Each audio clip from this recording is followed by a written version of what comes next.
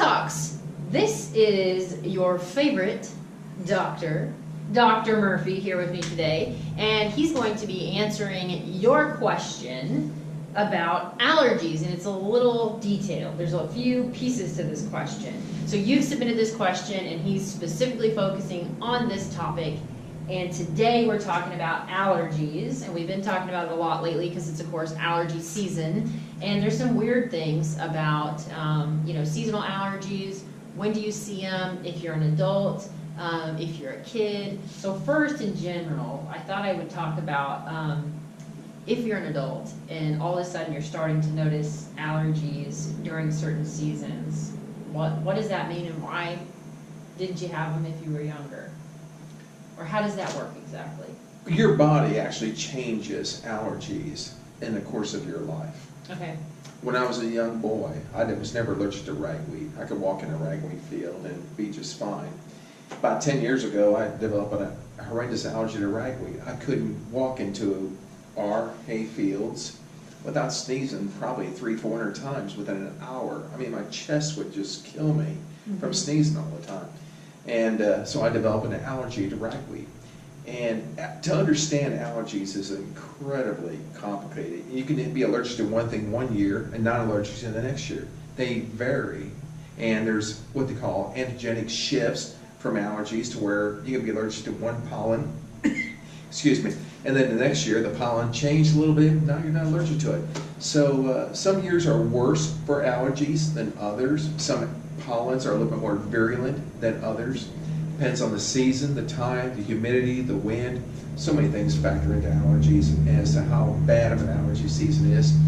I tend to pay attention to the news cycle a lot. They talk about the pollen count. Yeah. Typically, pollen count is a direct correlation to how severe our allergy season is going to be. But there's things you can do at home, I think. I like HEPA air filters. HEPA air filters have really small pores, and they really filter out the air, but you have to change the filters, in your house and stuff like that. But that helps a lot indoors, and a lot of people with allergies will close the windows, turn on the air conditioner, keep the humidity low, and hopefully eliminate most of their allergies. But that's a little bit of a tough one. Yeah, and probably just allergy shots in general can help with that. Allergy shots can help. Okay. And I'm not talking about your typical allergy shot. If you went to an allergist, they'll test you, they'll put some scratches on you, do some markers on your back, and they'll say, oh, you're allergic to this, allergic to that, allergic to this. And then once you come back, give a bunch of shots, and and that's fine. I don't really knock that science that much.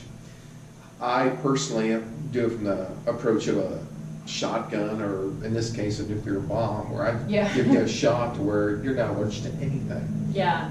So we have allergy shots that we do administer here. We did today. Yes. And once you take that particular shot, you can roll around poison ivy and you won't catch it. That's but it's crazy. Well, it's not without its inherent dangers too. And I don't. Oh no, I just did one.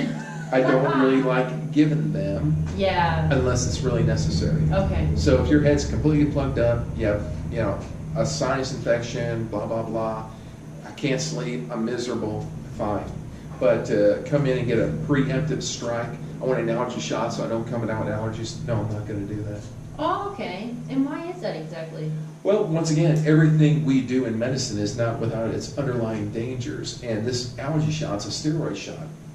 And it's not without its problems. Now, there are problems that can be very serious, long term, but the overall benefit versus risk ratio is, it's really not there that much. But when you give a shot, you take a chance of giving somebody an infection.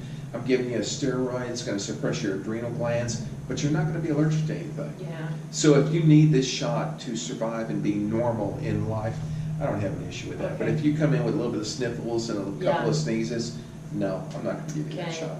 So really, and you really are kind of like this, because of course I don't understand everything there is to know about medicine, for sure. And I'm like, yeah, if you've got some sniffles, let's do it. But you've said a lot, when we've talked about medication in general or a certain kind of shot, you're always like, well, I still need to practice medicine, and I'm not just gonna give shots willy-nilly, Yes. you know? And you've seen that, because Yeah. there's a lot of people you thought could use an allergy shot, and I walk out, I'm like, no, they're not getting it.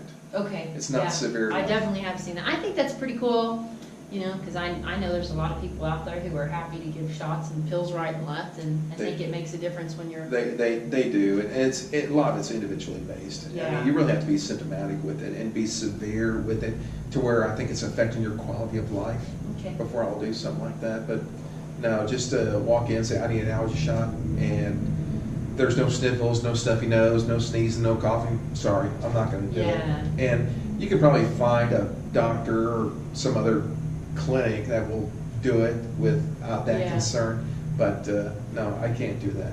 Yeah, It has to be indicated. yeah, okay. So I think that's pretty straightforward. And then children, the same thing. It's okay for children to get the shot if they... in more severe cases, yes, it Okay. is, but it's dose-based, so you have to be a little bit more cautious about Okay. the dose of steroid you're giving a child. But yes, you certainly can, Okay, and good to know. works pretty good with them too. Mhm. Yeah. Very good. All righty. Well, I think that covers the allergy piece. We're going to be talking a lot probably about allergies over the next, I don't know, few weeks, maybe months, just because it's getting ready to be spring. Yeah, I guess technically it is spring. it is.